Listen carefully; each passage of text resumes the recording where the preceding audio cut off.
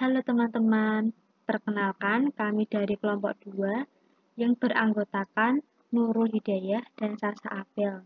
Di sini kelompok 2 akan mempresentasikan tentang pemeriksaan virus hepatitis C atau HCV.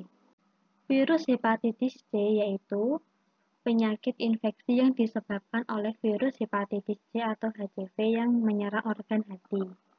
HCV adalah virus yang bergenom RNA yang diklasifikasi dalam famili Flaviviridae dan genus Hepasivirus yang merupakan virus RNA dari untai tunggal.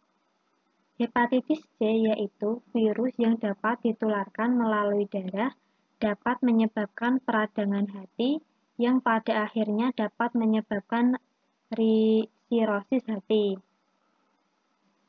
Koinfeksi HCV, yaitu komponen struktural HCV terdiri dari nukleokapsid atau inti C dan protein envelop atau E1-E2.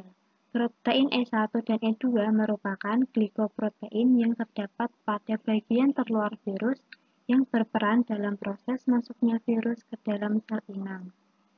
Gen penanda koinfeksi HCV salah satunya E1, E2, yang sebagian besar adalah gen yang dideteksi karena relevansi protein yang dikodekan dalam respon virus terhadap sistem imun tubuh. Koinfeksi HCV kemungkinan kecil dapat menghilangkan infeksi HCV akut dan lebih besar risikonya untuk menular ke orang lain. Penderita ini mempunyai RNA HCV yang lebih rendah dan perkembangan penyakit lebih cepat dibanding yang tidak terdeteksi. Dari data WHO, pada tahun 2021 menunjukkan bahwa sebanyak 1% atau sekitar 71 juta orang di seluruh dunia terinfeksi virus hepatitis C, di mana 399.000 mengalami kematian akibat sirosis hati. Virus hepatitis C paling berbahaya dibandingkan virus hepatitis lainnya, karena 70 hingga 90% penderita yang terinfeksi virus hepatitis C akan berkembang menjadi hepatitis C yang kronik, kemudian menyebabkan sirosis hati, kanker hati, bahkan kematian. Faktor resiko HCV: penggunaan narkoba suntik, memiliki keluarga dengan riwayat HCV, membuat tato atau tindik tubuh dengan peralatan yang tidak steril, melakukan hubungan seksual dengan seseorang yang terinfeksi HCV. Selanjutnya masuk ke tahapan cara pemeriksaan HCV. Nah, tahap-tahap pemeriksaan HCV ini terbagi menjadi 3, yaitu tahap preanalitik, analitik, dan pasca analitik. Kita bahas satu persatu ya. Yang pertama ada tahap preanalitik. Nah, tahap preanalitik ini ada 2 yang harus dilakukan. Yang pertama, persiapan pasien secara umum. Di sini tidak ada persiapan khusus untuk pasien. Melakukan konsultasi medis terlebih dahulu, menginformasikan riwayat penyakit dan obat-obatan yang dikonsumsi, menginformasikan identitas pasien, atau informasi untuk data rekam medis. Nah, yang kedua, pengambilan spesimen dari pasien. Nah, spesimen yang diambil yaitu darah. Pengambilan sampel darah ini dari pembuluh darah vena pasien. Dan berikut tata cara pengambilan darah vena pasien. Yang pertama, pasien diminta untuk mengepalkan salah satu tangan. Yang kedua, pasang tourniquet di atas lapisan siku.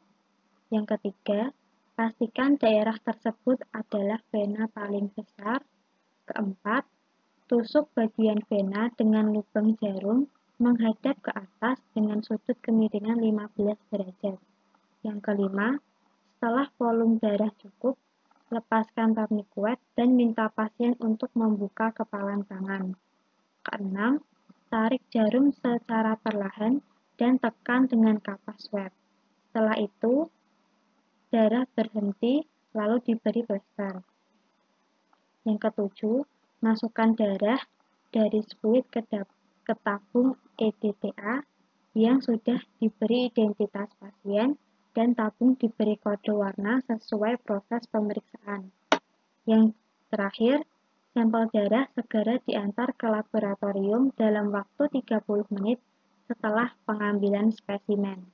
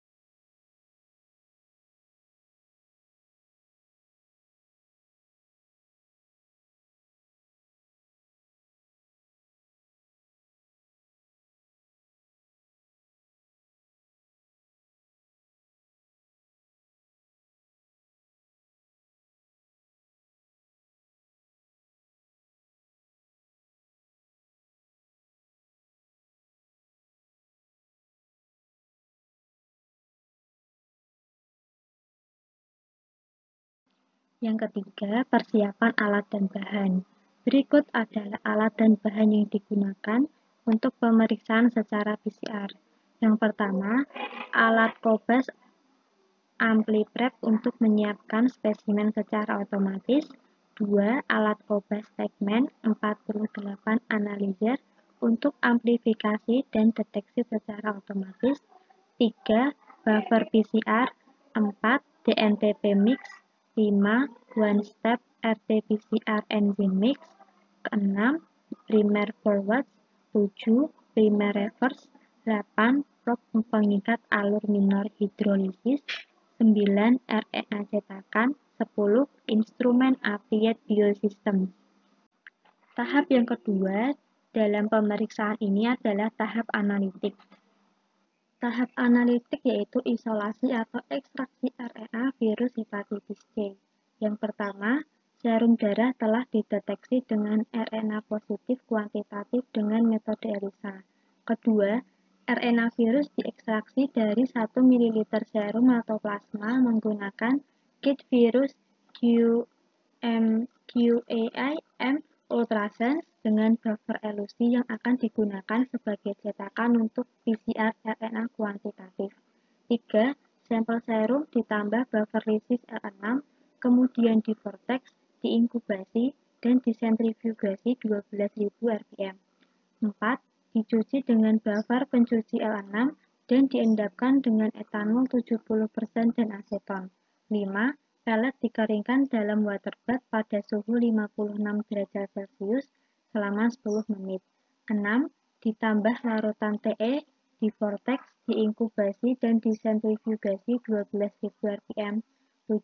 Dipisah supernatan yang mengandung RNA HCV untuk dilakukan proses reverse transkripsi untuk pembuatan cDNA. Kemudian dilanjutkan proses reverse transcript, di mana dalam proses ini merubah RNA menjadi DNA untai tunggal komplementer atau cDNA. Proses ini menggunakan enzim transkrip balik dan DNTP.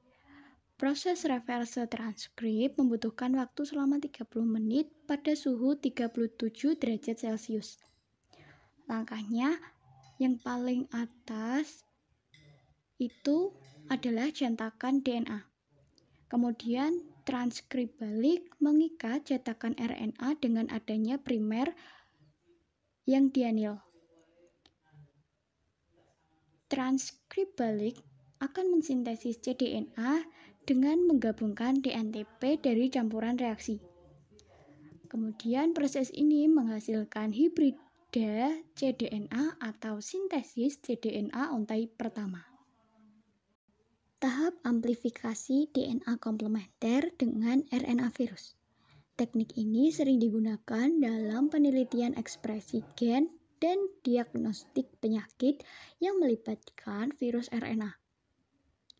Tahapnya yang pertama adalah denaturasi selama 30 detik pada suhu 95 derajat Celcius, di mana rantai ganda DNA dibuka menjadi rantai tunggal.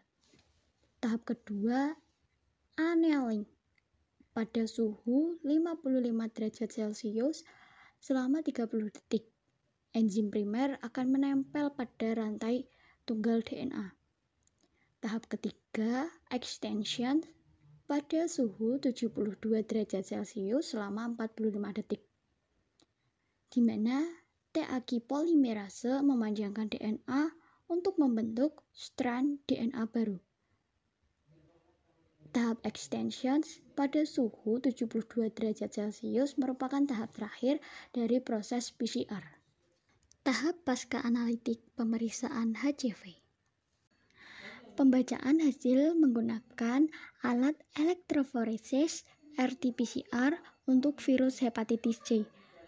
Dilakukan dengan menambahkan gel agarose 1,5% dalam larutan buffer trisborat EDTA atau TBE.